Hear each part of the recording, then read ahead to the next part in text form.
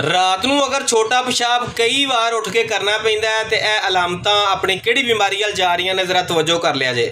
ਪਹਿਲੇ ਨੰਬਰ ਦੇ ਉੱਤੇ ਰਾਤ ਨੂੰ ਕਈ ਵਾਰ ਉੱਠ ਕੇ ਪਿਸ਼ਾਬ ਕਰਨਾ ਪੈਂਦਾ ਹੈ। ਦੂਸਰੇ ਨੰਬਰ ਦੇ ਉੱਤੇ ਅਗਰ ਛੋਟਾ ਪਿਸ਼ਾਬ ਦਿਨ ਹੋਵੇ ਰਾਤ ਹੋਵੇ ਬਾਰ-ਬਾਰ ਆ ਰਿਹਾ ਹੈ। ਤੀਸਰੇ ਨੰਬਰ ਦੇ ਉੱਤੇ ਛੋਟਾ ਪਿਸ਼ਾਬ ਕਰਨ ਬੈਠਦੇ ਜੇ ਤੇ ਇਸ ਤਰ੍ਹਾਂ ਮਹਿਸੂਸ ਹੁੰਦਾ ਹੈ ਕਿ ਪਿਸ਼ਾਬ ਜਲਦੀ ਸ਼ੁਰੂ ਨਹੀਂ ਹੋਇਆ, ਜ਼ਰਾ ਬੈਠ ਕੇ ਫਿਰ ਸ਼ੁਰੂ ਹੋਇਆ। ਚੌਥੇ ਨੰਬਰ ਦੇ ਉੱਤੇ ਛੋਟਾ ਪਿਸ਼ਾਬ ਕਰਦਿਆਂ ਹੋਇਆਂ ਆਪਣੀ ਧਾਰ ਨੂੰ ਮਹਿਸੂਸ ਕਰਦੇ ਜੇ ਕਿ ਜਨਾਬ ਧਾਰ ਜਿਹੜੀ ਹੈ ਨਾ ਮੁਕੰਮਲ ਪ੍ਰੈਸ਼ਰ ਦੇ ਨਾਲ ਨਹੀਂ ਹੈ। ਪੰਜਵੇਂ ਨੰਬਰ ਦੇ ਉੱਤੇ ਛੋਟਾ ਪਿਸ਼ਾਬ ਕਰਕੇ ਉੱਠਦੇ ਹੋ ਤੇ ਦਿਲ ਮੁਤਮਿਨ ਨਹੀਂ ਹੈਗਾ ਕਿ ਜਨਾਬ ਛੋਟਾ ਪਿਸ਼ਾਬ ਮੁਕੰਮਲ ਨਿਕਲ ਗਿਆ ਜਾਂ ਹਾਲੇ ਅੰਦਰ ਮਸਾਨੇ ਦੇ ਮੌਜੂਦ ਹੈ।